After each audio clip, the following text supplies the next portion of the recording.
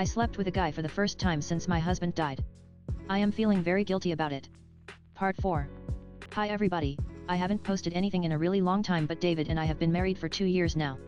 Things have been going great for the most part. He is still the perfect gentleman and spoils me. We are expecting our first child soon. I am 4 months along at this point. The pregnancy has been going smoothly so far, but I know I'm not even halfway yet. This is where we are having some friction though.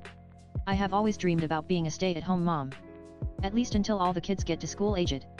Then I could foresee getting a part-time job or something, but that's way down the road because I would like to have a big family. David doesn't really agree with this. He thinks that since his mother is retired, and more than willing to be our daytime babysitter, that our best choice is to both work. He keeps telling me that while we could live off of his salary, it would largely just be living.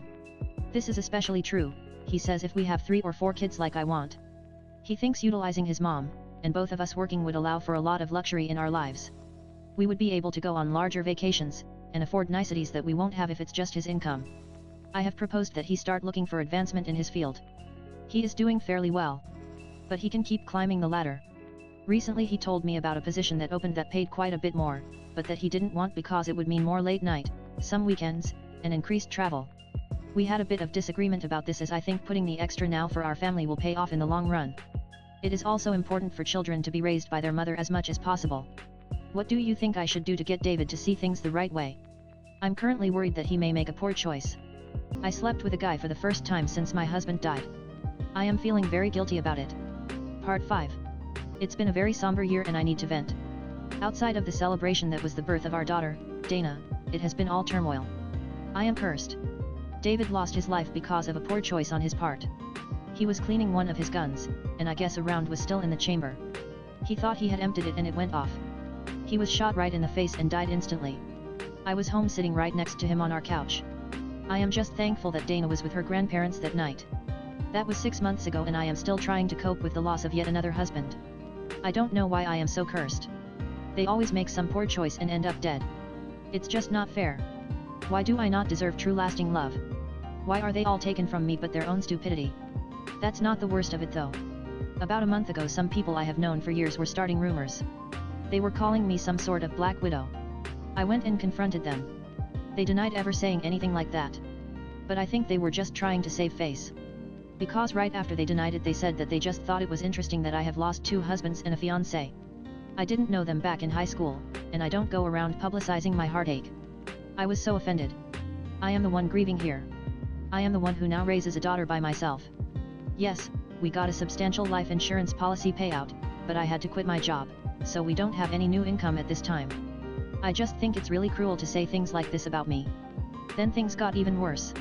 I learned today from a very nice detective that the police have not closed the case on my husband's death. It was an accident. However, it seems a medical examiner has gotten involved in my husband's case. Now they have requested the files from both my first husband's case and my fiancé's case.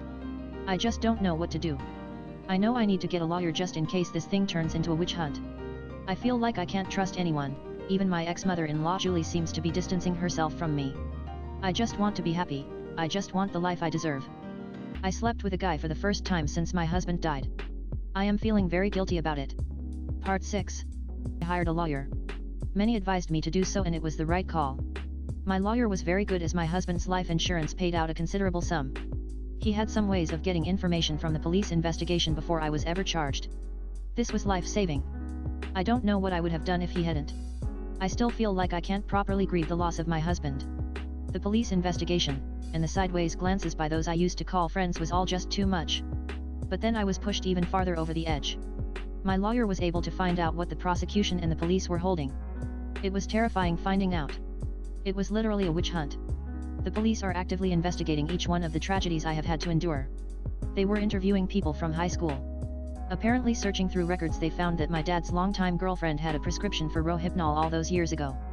Then they were calling into question a large circular bruise that was on my fiancé's chest. I mean, he fell like 40 feet onto rocks, of course he has bruising. The note in the file had highlighted the medical report's note on a circular, fist-sized bruise on the chest. They didn't stop there though. They interviewed electricians and showed them some of the photos the police took after my first husband's death. I really couldn't believe it. They were actively investigating every horrible thing that has ever happened to me. They want to paint me as some sort of horrible murderer. I loved these men, they were taken from me. I don't know why these people would be so determined to destroy my life.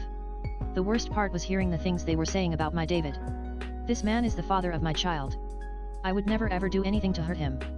There was all of this detail on angles, and gunshot residue. I explained to them so many times we had been shooting that day, we shot every week. Of course I had residue on my hands. As painful as all of that was, it was made worse by the collection of statements they have received from people I trusted. Old friends, work colleagues, even Julie and Christina who I love like family. All of these people seem to have turned their back on me during my greatest time of need. My lawyer let me know that they would probably come forward with formal charges any time now. That's why I had to leave. It was very difficult leaving behind everything. Luckily with the remaining life insurance money, the quick sale of the house, and cashing out some investments I was able to open an account with the Caixa Geral de Depositos. It is a considerable amount and I now qualify for citizenship by investment. It'll be an adjustment for sure, but looking through a lot of their extradition laws it's unlikely I will be returned to the States. Plus, Aveiro is a gorgeous city with a lot of culture. I think Dana and I will be able to make a great life here far from those who want to hurt us. I just want to thank all of you who have shown your support and advised me, especially those of you I have gotten to know through DM. It's nice to know that people still look out for others, even though some people in the comments were less than generous. If I have any further developments I will definitely share them with you all. Until then I am just going to do my best to raise my daughter and help us both move on. I slept with a guy for the first time since my husband died. I am feeling very guilty about it. Part 7. I am posting this today as my one and only attempt to tell my side of the story. The things being said about me in the media are untrue. They are slanderous and deliberately misleading. All I want to accomplish with this post is to let everyone know what the truth really is. Yes, it was my idea to go to the pill party back in high school, and yes I was aware that my boyfriend had cheated on me. I did not break up with him before the party because I did not want it to be awkward. We had all the same friends. I figured I could suck it up so that the party could be enjoyed without drama. The recent true crime episode about my case also made a huge deal about my dad's girlfriend being the only parent with a Rohypnol prescription. That doesn't mean that is the only place those pills could come from. One of the others could have very well had an aunt, uncle, mom's BFF that brought that. The second thing I want to address is the motives that all of these so-called investigators are focused on. They all want to paint me as some sort of shallow, self-obsessed woman. They are doing shoddy police work and thus have to make up a reason this happened. These were all accidents. Yes, I wanted to have a big wedding, CS wanted to have a small destination wedding. Same thing with Michael. Yes, I wanted kids right away, he wanted to wait 5 years. These are things couples talk about and discuss. I did not murder them because they didn't agree with me. If I killed everyone that disagreed with me I would have killed 1000s of people by now. The most ridiculous part of the whole episode was the electrician they had look at the photos of the wiring to the lights. Why the police photographer even took the time to take these photos makes me think they wanted this to be ruled a homicide.